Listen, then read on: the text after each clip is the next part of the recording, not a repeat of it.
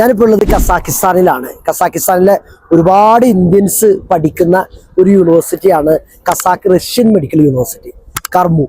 അപ്പോൾ കർമുവിൻ്റെ വിശേഷങ്ങളാണ്, കസാക്കിസ്ഥാനിൽ പഠിക്കാൻ വരുമ്പോൾ ശ്രദ്ധിക്കേണ്ട കാര്യങ്ങൾ, ഗ്ലോബലി പോകാൻ ആഗ്രഹിക്കുന്ന കുട്ടികൾ ശ്രദ്ധിക്കേണ്ട കാര്യങ്ങൾ, അതുപോലെ ഇവിടുത്തെ FMG പാസിംഗ് റേഷ്യോ, ഇവിടെ പഠിക്കുന്ന കുട്ടികൾ, ഇതൊക്കെ ഉൾപ്പെടുന്ന ഒരു വീഡിയോ ആണത്. അപ്പോൾ പുതിയ വീഡിയോയിലേക്ക് സ്വാഗതം.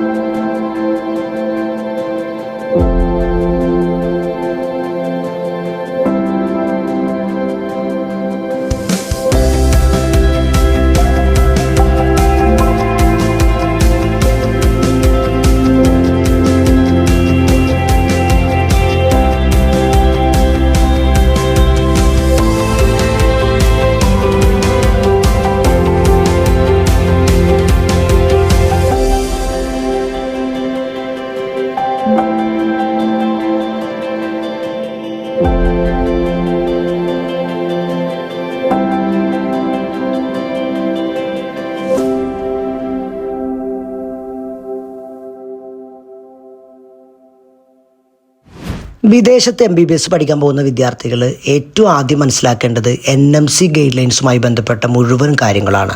NMC ഗൈഡ് ലൈൻസുമായി ബന്ധപ്പെട്ടിട്ട് വളരെ ഡീറ്റെയിൽ ആയിട്ടുള്ളൊരു വീഡിയോ ഞാൻ നേരത്തെ ചെയ്തിട്ടുണ്ട്. അത് NMC ഗൈഡ് ലൈൻസ് എന്താണെന്നും അത് എന്തിനാണെന്നും പറയുന്നൊരു വീഡിയോ ആണ്. അപ്പോൾ അതിൻ്റെ ലിങ്ക് ഞാൻ എന്ത് ചെയ്യാം, ഡിസ്ക്രിപ്ഷനിൽ കൊടുക്കാം. നിങ്ങൾ പോയിട്ട് നിർബന്ധമായിട്ട് ആ വീഡിയോ കാണണം. നമ്മളൊരു യൂണിവേഴ്സിറ്റി സെലക്ട് ചെയ്യുന്ന സമയത്ത് ഏറ്റവും പ്രധാനപ്പെട്ട കാര്യം NMCയുടെ ഗൈഡ് ലൈൻസ് ഫോളോ ചെയ്യുന്നുണ്ടോ, അതെങ്ങനെയാണ് നമ്മൾ പോകുന്ന യൂണിവേഴ്സിറ്റിനെ ബാധിക്കുക, ആ രാജ്യത്തെ എങ്ങനെ ബാധിക്കുക എന്നുള്ളത് പ്രധാനപ്പെട്ട ഒരു പോയിന്റാണ്. ഇതാണ് മോസ്റ്റ് ഇമ്പോർട്ടൻ്റ് ആയിട്ടുള്ള കാര്യം. ഇപ്പോൾ 2021 NMCയുടെ പുതിയ അമെൻമെന്റ് വന്നപ്പോൾ ഈ മെഡിക്കൽ എഡ്യൂക്കേഷന്റെ മൊത്തം ഒരു കാര്യങ്ങൾ മാറി മറിഞ്ഞൊരു വർഷമായിരുന്നു. ഒരുപാട് പുതിയ അമെൻമെന്റുകൾ വന്നു. നേരത്തെ ഉണ്ടായിരുന്ന യൂണിവേഴ്സിറ്റികളും രാജ്യങ്ങളും ഫോളോ ചെയ്യാത്ത ഒരുപാട് കാര്യങ്ങൾ മാറ്റം വന്നു. തുടർന്ന് പുതിയ പുതിയ നിയമങ്ങളിലേക്ക് അഡാപ്റ്റ് ആവുന്ന രൂപത്തിൽ ഓരോ യൂണിവേഴ്സിറ്റികളും ചേഞ്ച് കൊണ്ടുവന്നു.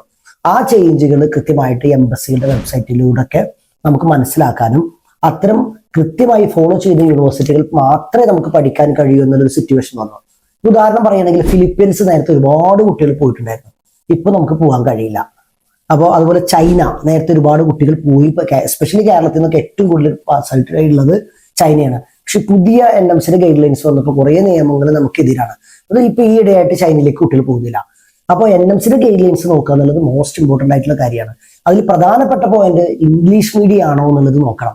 അപ്പൊ ഈ കസാഖിസ്ഥാനിലാണെങ്കിലും ഏത് യൂണിവേഴ്സിറ്റി ആണെങ്കിലും നമ്മൾ പോകുന്ന യൂണിവേഴ്സിറ്റി കൃത്യമായിട്ട് ഇംഗ്ലീഷ് മീഡിയം ആണെന്ന് നോക്കണം. അപ്പൊ നമുക്ക് കർമുവിന്റെ കാര്യത്തിൽ ഇംഗ്ലീഷ് മീഡിയം പ്രോഗ്രാമാണ്.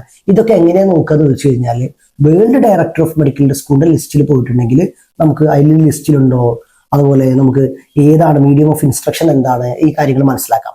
അതുപോലെ എംബസിയുടെ വെബ്സൈറ്റിൽ പോയിട്ടുണ്ടെങ്കിലും നമ്മൾ പോകുന്ന രാജ്യത്തിൽ ആ യൂണിവേഴ്സിറ്റികൾ എന്തൊക്കെ ശ്രദ്ധിക്കണം എന്നുള്ളത് പറയും. ഈ രണ്ട് കാര്യങ്ങൾ നമുക്കൊന്ന് ചെക്ക് ചെയ്യാം. ഏറ്റവും പ്രധാനപ്പെട്ട കാര്യം വേൾഡ് ഡയറക്ടർ ഓഫ് മെഡിക്കൽ സ്കൂളിന്റെ ലിസ്റ്റിൽ ഈ യൂണിവേഴ്സിറ്റി ഉണ്ടോ എന്ന് നോക്കണം. ഉണ്ടെങ്കിൽ മാത്രമാണ് നമുക്ക് ഒന്നാമത്തെ ഘട്ടത്തിൽ തിരിച്ചു വന്നിട്ട് ഇന്ത്യയിൽ FMG എഴുതാൻ കഴിയുള്ളൂ. ഒപ്പം NMCയുടെ ഗൈഡ് ലൈൻസുകളൊക്കെ ഫോളോ ചെയ്യുന്നുണ്ടോ കൂടി നോക്കണം. അപ്പോൾ ഏറ്റവും പ്രധാനപ്പെട്ട കാര്യം വേൾഡ് ഡയറക്ടർ ഓഫ് മെഡിക്കൽ സ്കൂളിന്റെ വെബ്സൈറ്റ് നോക്കുക എന്നുള്ളതാണ്. അപ്പോൾ നമുക്കിത് ഈ വെബ്സൈറ്റിൽ പോയി കഴിഞ്ഞിട്ടുണ്ടെങ്കിൽ നമുക്ക് ആൽഫബറ്റിക് ഓർഡറിൽ ഏത് രാജ്യമാണോ നമുക്ക് വേണ്ടത് ആ രാജ്യം നമ്മൾ സെലക്ട് ചെയ്യാം. ആ സെലക്ട് ചെയ്ത് കഴിഞ്ഞാൽ ഇപ്പോൾ കസാക്കിസ്ഥാൻ ആയതുകൊണ്ട് തന്നെ കസാക്കിസ്ഥാനിൽ ഇപ്പോൾ നമ്മൾ സംസാരിക്കുന്നത് കസാക്ക് റഷ്യൻ മെഡിക്കൽ യൂണിവേഴ്സിറ്റിയാണ്. അപ്പോൾ അതിൻ്റെ ഡീറ്റെയിൽസ് കാര്യങ്ങൾ, അപ്പോൾ അത് ഏകദേശം ഒരു 6-7ാമത്തെ സ്ഥാനത്താണ് വന്ന് നിൽക്കുന്നത് Kazakh Russian medical university Almatti. Just ഒന്ന് ക്ലിക്ക് ചെയ്തിട്ടുണ്ടെങ്കിൽ ആ യൂണിവേഴ്സിറ്റിയുടെ ബാക്കി ഡീറ്റെയിൽസുകളൊക്കെ നമുക്ക് അവൈലബിൾ ആവും. ഇത് നമുക്ക് പ്രൈവറ്റ് സെക്ടറിലുള്ള ഒരു യൂണിവേഴ്സിറ്റിയാണ്. പ്രോഗ്രാം ഡീറ്റെയിൽസ് നോക്കിയിട്ടുണ്ടെങ്കിൽ ഏതൊക്കെ മീഡിയം ഓഫ് ഇൻസ്ട്രക്ഷൻസ് ആണ്, ലാംഗ്വേജ് ഓഫ് ഇൻസ്ട്രക്ഷൻസ് കാണാം. റഷ്യൻ ഉണ്ട്, കസാക്ക് ഉണ്ട്, ഇംഗ്ലീഷ് ഉണ്ട്. അപ്പോൾ ഇംഗ്ലീഷ് മീഡിയം ആവണം എന്നുള്ളത് NMCയുടെ ഗൈഡ് ലൈൻസിലെ ഒരു പ്രധാനപ്പെട്ട പോയിന്റാണ്. അതുപോലെ ഇപ്പോൾ നമുക്ക് വിദേശ രാജ്യങ്ങളിലൊക്കെ പോയിട്ട് ഡോക്ടർ ആവണമെന്ന് ആഗ്രഹമുള്ള ഒരു കുട്ടിയാണെന്നുണ്ടെങ്കിൽ ഇത് മാത്രമല്ല, ഇതിൻ്റെ സ്പോൺസർ നോട്ടിലും കൂടെ നമ്മളൊന്ന് ക്ലിക്ക് ചെയ്താൽ നമ്മുടെ ഈ യൂണിവേഴ്സിറ്റി ഏതൊക്കെ രാജ്യങ്ങളിൽ അംഗീകരിക്കുന്നുണ്ട് എന്നുള്ളത് കൃത്യമായിട്ട് മനസ്സിലാക്കാം. അപ്പോൾ US ECFMG നമുക്ക് അംഗീകരിക്കുന്നുണ്ടെങ്കിൽ നമുക്ക് USMLE എഴുതാനൊക്കെ ഈസിയാണ്. USMLE എഴുതാൻ കഴിയുമെങ്കിൽ തന്നെ ഒരുപാട് രാജ്യങ്ങളിലേക്ക് നമുക്ക് എൻട്രി കിട്ടുന്നുണ്ട്. അപ്പോൾ ഈ യൂണിവേഴ്സിറ്റിനെ സംബന്ധിച്ചിടത്തോളം ഈ WDMSന്റെ ലിസ്റ്റിലുണ്ട് എന്ന് മാത്രമല്ല സ്പോൺസർ നോട്ടിലും കൂടെ ഉണ്ട് എന്നുള്ളത് ഒരു അഡ്വാൻറ്റേജസ് ആണ്. ഇത് കൃത്യമായിട്ട് പറയുകയാണെങ്കിൽ മെഡിക്കലിനായിട്ടുള്ള എക്സ്ക്ലൂസീവ് ആയിട്ടുള്ള യൂണിവേഴ്സിറ്റിയാണ്. ഇനി നമ്മൾ നോക്കാൻ പോകുന്നത് ഇന്ത്യൻ എംബസിയുടെ കാര്യത്തിൽ എന്തു പറയുന്നു എന്നുള്ളതാണ്. ഇപ്പോൾ ഇന്ത്യൻ എംബസിയുടേത് നമ്മൾ കഴിഞ്ഞ വീഡിയോകളിലൊക്കെ പറഞ്ഞിട്ടുണ്ട്.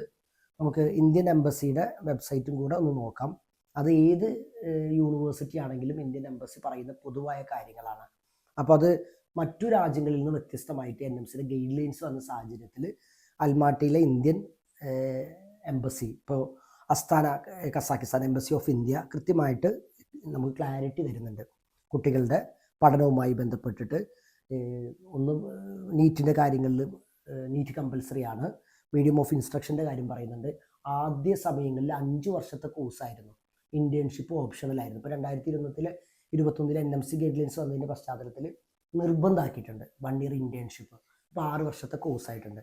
അതുപോലെ നമ്മൾ പഠിക്കുന്ന രാജ്യത്ത് ലൈസൻസി എക്സാമിനേഷൻ നമുക്ക് അവിടെ ഉണ്ടോ, അവിടെ നമുക്ക് ഡോക്ടറായിട്ട് പ്രാക്ടീസ് ചെയ്യാൻ കഴിഞ്ഞാൽ മാത്രമാണ് എന്ത് ചെയ്യാൻ പറ്റുള്ളൂ, ഇന്ത്യയിലേക്ക് തിരിച്ചു വന്നിട്ട് ഇവിടുത്തെ ലൈസൻസി എക്സാമിനേഷൻ എഴുതാൻ പറ്റുള്ളൂ. അപ്പോൾ പല രാജ്യങ്ങളിലും സ്പെഷ്യലായിട്ട് ലൈസൻസി എക്സാമിനേഷൻ എഴുതേണ്ടതുണ്ട്, ചില രാജ്യങ്ങളിൽ എഴുതേണ്ടതില്ല, ചില രാജ്യങ്ങൾ അവിടുത്തെ ഭാഷയിലാണ്. കസാഖിസ്ഥാനെ സംബന്ധിച്ചിടത്തോളം എക്സാം അവസാനം നമുക്കൊരു എക്സാം എഴുതണം. അത് മീഡിയം ഓഫ് ഇൻസ്ട്രക്ഷൻ, അത് ഇംഗ്ലീഷിലായിരിക്കും ആ എക്സാം. അപ്പോൾ ഇംഗ്ലീഷിലാണെന്നുള്ളത് കൊണ്ട് തന്നെ അത് കുട്ടികൾക്ക് പ്രയാസകരമായിരിക്കില്ല. ഇതൊക്കെ ഒരു ക്ലാരിറ്റി ആയിട്ട് എന്ത് പറയുന്നുണ്ട് ഇന്ത്യയുടെ എംബസി പറയുന്നത്. പല രാജ്യങ്ങളിലേക്ക് ഈ ഒരു ക്ലാരിറ്റി ഇല്ല എന്നുള്ളതാണ് നമുക്ക് മനസ്സിലാക്കാൻ പറ്റുക. അപ്പോൾ MBBS വിദേശത്ത് പോകുന്ന കുട്ടികൾക്ക് കസാഖിസ്ഥാനിലെ നമ്മൾ പറഞ്ഞ കസാക്ക് റഷ്യൻ മെഡിക്കൽ യൂണിവേഴ്സിറ്റി എന്നുള്ളത് ഈ കാര്യത്തിലൊക്കെ ഒരു ക്ലാരിറ്റി ഉണ്ട് എന്നുള്ളത് നമുക്ക് മനസ്സിലാക്കാൻ പറ്റും. ഞാൻ എപ്പോഴും പറയുന്നൊരു കാര്യമാണ്, നമ്മൾ വിദേശത്ത് ഏതൊരു യൂണിവേഴ്സിറ്റി പോകുകയാണെന്നുണ്ടെങ്കിലും ആ യൂണിവേഴ്സിറ്റി നല്ലതാണോ എന്ന് അറിയാനുള്ള ഏറ്റവും ബെസ്റ്റ് ടൂൾ എന്ന് പറയുന്നത് ആ യൂണിവേഴ്സിറ്റിയിലെ FMG പാസിംഗ് റേഷ്യോ നോക്കുക എന്നുള്ളതാണ്. ഇത് നോക്കിയാൽ നമുക്ക് ആ യൂണിവേഴ്സിറ്റി ക്വാളിറ്റി മനസ്സിലാക്കാൻ പറ്റും. അപ്പം നമ്മുടെ നാട്ടിലാണെന്നുണ്ടെങ്കിലും നിങ്ങളൊരു +2നോ അല്ലെങ്കിൽ 10ാം ക്ലാസ്സിലൊക്കെ കഴിഞ്ഞിട്ട് ഒരു 10ാം ക്ലാസ്സിനൊക്കെ വേണ്ടിയിട്ട് ഒരു സ്കൂൾ നോക്കുന്ന സമയത്ത് നമ്മുടെ നിയർ ബൈ ആയിട്ടുള്ള സ്കൂളുകളെ നമ്മളെങ്ങനെയാണ് ജഡ്ജ് ചെയ്യുന്നത്, അവരുടെ പാസിംഗ് റേഷ്യോ നോക്കിയിട്ടാണ്. ഇതുപോലെ നമുക്ക് 2012 മുതലുള്ള പാസിംഗ് അവൈലബിൾ ആണ് ഗവൺമെൻറ് വെബ്സൈറ്റിൽ. അത് നോക്കിക്കഴിഞ്ഞാൽ 2024 വരെയുള്ളത് നമുക്ക് കിട്ടും. അപ്പോൾ നമ്മൾ പോകുന്ന യൂണിവേഴ്സിറ്റി ഏത് വർഷം മുതൽ ഇന്ത്യൻ വിദ്യാർത്ഥികൾ പുറത്തിറങ്ങിയിട്ടുണ്ട് അതിൻ്റെ ഒക്കെ ലഭ്യമായ ഇൻഫർമേഷൻസ് നോക്കിയിട്ട് നമുക്ക് എന്ത് ചെയ്യാൻ പറ്റും, ആ യൂണിവേഴ്സിറ്റി പാസിംഗ് റേഷ്യോ കണ്ടുപിടിക്കാൻ പറ്റും. അപ്പോൾ ഞാനിവിടെ നോക്കുന്നത് 2024 ഇത് നമുക്ക് നാഷണൽ ബോർഡ് ഓഫ് എക്സാമിനേഷൻ്റെ വെബ്സൈറ്റിൽ പോയിട്ടുണ്ടെങ്കിൽ കൃത്യമായിട്ട് കൺട്രി ഇൻസ്റ്റിറ്റ്യൂട്ട് വൈസ് പെർഫോമൻസ് കാണാൻ പറ്റും. ഇതും നമുക്ക് ആൽഫബറ്റിക് ഓർഡറിലാണ് കാണാൻ പറ്റുക. അതിനകത്ത് ഇപ്പോൾ നമ്മൾ നോക്കുന്നത് കസാഖ് റഷ്യൻ മെഡിക്കൽ യൂണിവേഴ്സിറ്റിയാണ്. അതിൻ്റെ പാസിംഗ് റേഷ്യോ നമുക്ക് നോക്കിയാൽ കൃത്യമായിട്ട് മനസ്സിലാക്കാൻ പറ്റും. കസാഖ് റഷ്യൻ മെഡിക്കൽ യൂണിവേഴ്സിറ്റിയിൽ 2024 95 ആളുകളാണ് പാസ്സായിട്ടുള്ളത്. 400 കുട്ടികളാണ് എഴുതിയത്. 23% ആണ് പാസിംഗ് റേഷ്യോ. ഇത് 25% ആണ് ടോട്ടൽ പാസിംഗ് റേഷ്യോ. ഇവിടെ നമുക്ക് ഈ യൂണിവേഴ്സിറ്റിക്ക് 23% പാസിംഗ് റേഷ്യോ ഉണ്ട്. ഈ വർഷത്തെ മാത്രമല്ല, അതിൻ്റെ പുറകിലേക്കുള്ള വർഷത്തേക്ക് കൂടെ നമ്മൾ നോക്കിയിട്ട് അത് മേക്ക് ഷുവർ ചെയ്യണം. ഏതൊരു യൂണിവേഴ്സിറ്റി എടുക്കുമ്പോഴും നമുക്ക് ഏറ്റവും പ്രധാനപ്പെട്ട ഒരു ടൂളാണ് ഈ പറയുന്നത് പോലെ തന്നെ FMGയുടെ പാസിംഗ് റേഷ്യോ നോക്കുക എന്നുള്ളത്. അപ്പോൾ ഈ 2024 മുതൽ താഴോട്ട് നിങ്ങൾ നോക്കുകയാണെങ്കിൽ ഈ വെബ്സൈറ്റിനകത്ത് നമുക്ക് ലഭ്യമാണ്. കൃത്യമായിട്ട് നോക്കിയിട്ട് യൂണിവേഴ്സിറ്റി സെലക്ട് ചെയ്യുമ്പോൾ നമുക്ക് കുറച്ചുകൂടി ക്ലാരിറ്റി കിട്ടും. കസാഖിസ്ഥാനിലെ ഏത് യൂണിവേഴ്സിറ്റി ആണെങ്കിലും പ്രത്യേകിച്ച് അൽമാട്ടിയിൽ നമ്മളൊരു യൂണിവേഴ്സിറ്റി എടുക്കുന്ന സമയത്ത് ഹോസ്റ്റൽ വലിയൊരു കൺസേൺ ആണ്. അപ്പോൾ പോകുന്നതിന് മുമ്പ് കുട്ടികൾ ഏത് ഹോസ്റ്റലിലേക്കാണ് പോകുന്നത് എന്നുള്ളത് മേക്ക് ഷുവർ ചെയ്യണം. അപ്പോൾ നമ്മളൊക്കെ ഇപ്പോൾ അൽമാട്ടിയിലെ യൂണിവേഴ്സിറ്റികൾ, ഇപ്പോൾ കസാഖ് നാഷണൽ ആണെങ്കിലും അൽഫറാബി ആണെന്നുണ്ടെങ്കിലും കസാഖ് റഷ്യൻ മെഡിക്കൽ യൂണിവേഴ്സിറ്റിക്ക് ആണെങ്കിലും സെയിം ഹോസ്റ്റൽ തന്നെയാണ് പ്രൊവൈഡ് ചെയ്യുന്നത്.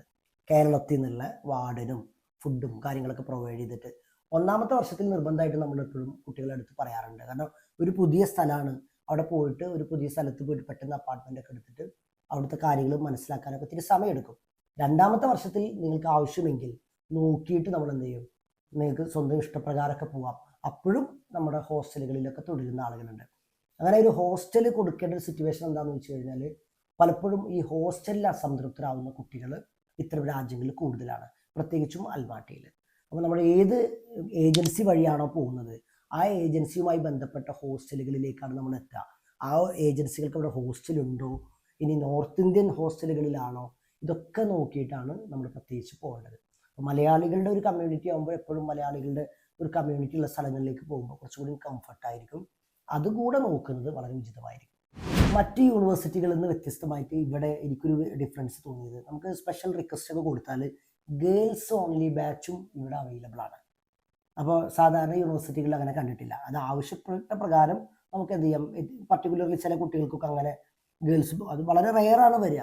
എനിക്ക് അങ്ങനത്തെ ഒരു താല്പര്യമുള്ള കുട്ടികൾക്കും സ്പെഷ്യൽ ബാച്ചുകളുണ്ട് എന്നുള്ളത് ഒരു അഡ്വാൻറ്റേജസ് ആയിട്ട് എനിക്ക് തോന്നുന്നു. ഈ യൂണിവേഴ്സിറ്റിയിൽ പഠിക്കുന്ന വിദ്യാർത്ഥികളുടെ ഒരു എക്സ്പീരിയൻസ് നമുക്കൊന്ന് കേൾക്കാം. കേരളത്തിൻ്റെ വിവിധ പ്രദേശങ്ങളിൽ നിന്നുള്ള കുട്ടികളുണ്ട്. അപ്പോൾ അവരുടെ എന്ത് പറയുന്നു, അവർക്ക് എന്തൊക്കെയാണ് പറയാനുള്ളത് നമുക്കൊന്ന് നോക്കാം. കസാക്ക് റഷ്യൻ മെഡിക്കൽ യൂണിവേഴ്സിറ്റിയിൽ പഠിക്കുന്ന സ്റ്റുഡൻസ് ആണ്. അപ്പോൾ എന്താണ് ഈ യൂണിവേഴ്സിറ്റിയുടെ സ്പെഷ്യാലിറ്റി? ഇവിടെ വേറെ ഒരുപാട് യൂണിവേഴ്സിറ്റീസ് ഉണ്ട് അല്ലേ? അപ്പോൾ ഇവിടെ നിങ്ങൾ വന്ന് ചേരാൻ കാരണം എന്താണ്? എനിക്കറിയാം, പക്ഷെ പ്രേക്ഷകർക്ക് വേണ്ടിയിട്ട് നിങ്ങൾ ജസ്റ്റ് എന്താണ് സ്പെഷ്യാലിറ്റി? ആദ്യം നിങ്ങളുടെ പേരൊന്ന് പറയാം, സ്ഥലം എവിടെയാണെന്ന് പറയാം, കുറച്ചുകൂടി നന്നാവും. ഞാൻ ലിയ, ഞാൻ മലപ്പുറത്തുനിന്ന് വരുന്നത്. ഇവിടെ കമ്പാരിറ്റീവ്ലി സ്ട്രെസ് കുറവാണ്. സ്ട്രെസ് കുറപ്പിച്ചാൽ പഠിപ്പിക്കുന്നത്. പിന്നെ ഡെയിലി ക്ലാസ്സസ്, ടീച്ചേഴ്സിനെ നമ്മളോട് ഇത് ചോദിക്കും, റിവ്യൂ ചോദിക്കും, എങ്ങനെയാ ടീച്ചേഴ്സിന്റെ ക്ലാസ്സസിൽ എന്താ ചേഞ്ച് വരുത്തണോ, ടീച്ചേഴ്സിനെ കുറിച്ചിട്ട് നമ്മളോട് റിവ്യൂ ചോദിക്കും. ടീച്ചേഴ്സിന്റെ ക്ലാസ് നമുക്ക് എന്തെങ്കിലും നമ്മളെ രീതിക്ക് ചേഞ്ച് വരുത്തണോ എന്നൊക്കെ നമ്മളോട് റിവ്യൂ ഒക്കെ ചോദിച്ചിട്ട്. ചില യൂണിവേഴ്സിറ്റികളിൽ സ്റ്റുഡൻസിന്റെ ഒരു ആംഗിൾ എടുക്കാറില്ല. അത് നമ്മളോട് ചോദിച്ചിട്ട് നമ്മളെ പരിഗണിച്ചിട്ട് അത് ചെയ്യാം. That's very good. എന്റെ പേര് ആമിന മിൻഹ. ഞാൻ തൃശ്ശൂരാണ്. പിന്നെ ഇവിടെ ടീച്ചേഴ്സിനെയും കൺസിഡർ ചെയ്യും, സ്റ്റുഡൻസിനെയും കൺസിഡർ ചെയ്യലുണ്ട്. രണ്ട് ഭാഗത്തും അവര് നിൽക്കലുണ്ട്, നമ്മളുടെ പ്രോബ്ലംസും സോൾവ് ചെയ്യലുണ്ട്. നമ്മളുടെ അടുത്ത് എപ്പോഴും എന്നും സർവേ ഇടും യൂണിവേഴ്സിറ്റിയുടെ കാര്യങ്ങളെടുത്ത്. നിങ്ങൾ ഓക്കെ ആണോ, കസാക്കിസ്ഥാനിൽ ഓക്കെ ആണോ, യൂണിവേഴ്സിറ്റി എങ്ങനെയാണ്, നിങ്ങൾക്ക് ഇവിടെ ഓക്കെ അല്ലേ എന്നൊക്കെ ചോദിച്ചെങ്കിലും ക്യാൻറ്റീനിൽ എങ്ങനെയാണ്, പഠനങ്ങൾ എങ്ങനെയാണ്. പിന്നെ അതും തന്നെയല്ല, ഇവിടെ ടീച്ചേഴ്സ്മാരാണെങ്കിലും നമ്മളുടെ അടുത്ത് നല്ലൊരു രീതിയിലാണ് നിൽക്കണം. നമുക്ക് അവരുടെ അടുത്ത് എന്തും സംസാരിക്കാം. ബാക്കി യൂണിവേഴ്സിറ്റി പോലെ അല്ല, അങ്ങനെ ഫ്രണ്ട്ലി ആണ് നമ്മളുടെ അടുത്ത്. എൻ്റെ പേര് കൃപ. ഞാൻ കോട്ടയത്തു നിന്നാണ് വരുന്നത്.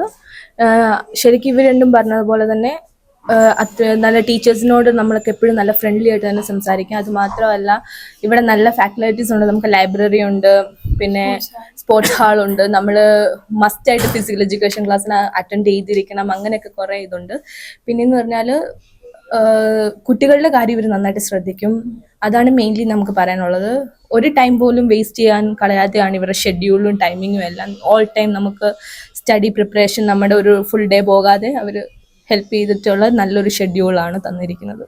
പിന്നെ ഇവിടുത്തെ ലൈബ്രറിയിൽ എല്ലാ ടൈപ്പ് ബുക്സും നമുക്ക് ഒരു എടുത്ത് നമുക്ക് റെഫർ ചെയ്യാൻ വേണ്ടിയിട്ടും നമുക്കത് ഇഷ്യൂ ചെയ്ത് നമുക്ക് നമ്മുടെ ആവശ്യം കഴിഞ്ഞിട്ട് തിരിച്ചു കൊടുത്താൽ മതി, അങ്ങനത്തെ ഒക്കെ രീതിക്ക്. ഞാൻ ആയിഷ നുഹ, മലപ്പുറം.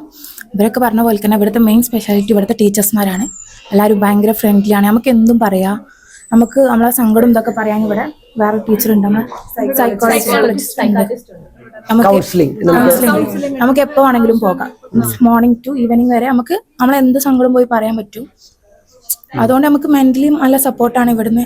എല്ലാ ഇതിലും എക്സാം ആയാലും ക്ലാസ് ആയാലും നല്ല സെറ്റ് ക്ലാസ് ആണ്, ഒന്നും കുഴപ്പമില്ല. നല്ല വൃത്തിക്കാണ് ക്ലാസ് എടുക്കുന്നതും. പിന്നെ പ്രസന്റേഷൻ സംഭവങ്ങളൊക്കെ നമ്മളായിട്ട് പ്രിപ്പയർ ചെയ്ത് പഠിക്കുന്നതുകൊണ്ട് നമ്മൾ സ്വന്തം പഠിക്കും എല്ലാ കാര്യങ്ങളും. ടോപ്പിക് തലേദിവസം തരും, തലേന്നേ തരും, മുമ്പേ തരും.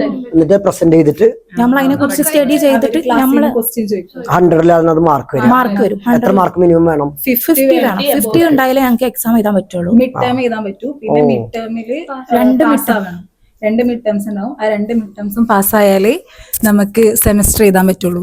ഇല്ലെങ്കിൽ നമ്മൾ FX എഴുതാൻ ഒരു ചാൻസ് തരും. FX എഴുതാൻ FXും കിട്ടിയില്ലെങ്കിൽ നമ്മൾ സമ്മർ സെമസ്റ്ററിലേക്ക് പോകും.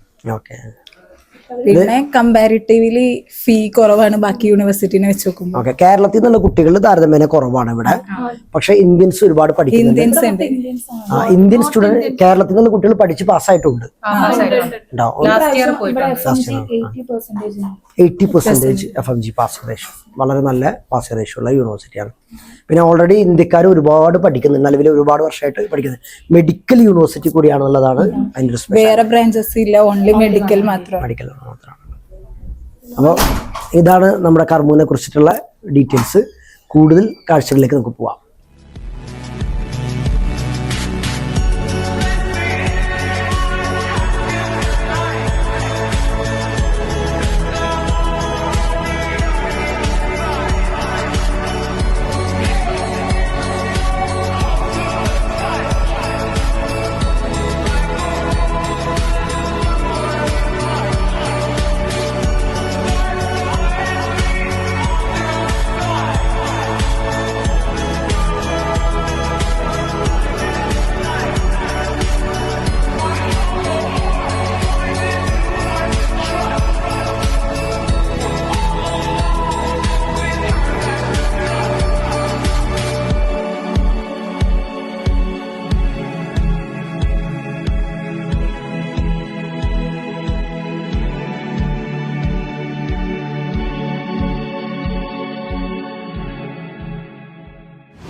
കൊണ്ടോട്ടി ഹൃദയഭാഗത്ത് 2 സ്ഥലങ്ങളിലായിട്ടാണ് ഈ ഒരു ക്യാമ്പസ് നിലകൊള്ളുന്നത്. അപ്പോൾ സ്വാഭാവികമായിട്ടും ഒരുപാട് ഇന്ത്യൻ വിദ്യാർത്ഥികൾ പഠിക്കുന്നുണ്ട്, മലയാളികളും ഈ യൂണിവേഴ്സിറ്റിയിൽ പഠിക്കുന്നുണ്ട്. അപ്പോൾ ഈ യൂണിവേഴ്സിറ്റിയിൽ പഠിക്കുന്ന വിദ്യാർത്ഥികളുമായിട്ടോ പഠിച്ചിറങ്ങിയ വിദ്യാർത്ഥികളുമായിട്ടൊക്കെ കമ്മ്യൂണിക്കേറ്റ് ചെയ്യണമെന്നും ഈ യൂണിവേഴ്സിറ്റിയെ കുറിച്ച് കൂടുതൽ അറിയണമെന്ന് ആഗ്രഹം ഉണ്ടെങ്കിൽ നിങ്ങൾക്ക് ഞങ്ങളുമായി ബന്ധപ്പെടാവുന്നതാണ്. നിങ്ങളുടെ പ്രദേശത്ത് പഠിക്കുന്ന കുട്ടികളെ വരെ നമുക്ക് കണക്ട് ചെയ്യാൻ പറ്റും. അപ്പോൾ പുതിയൊരു വീഡിയോയിൽ പുതിയ രാജ്യമായിട്ടോ പുതിയ യൂണിവേഴ്സിറ്റിയുമായിട്ട് നമുക്ക് വീണ്ടും കാണാം. Thank you so much.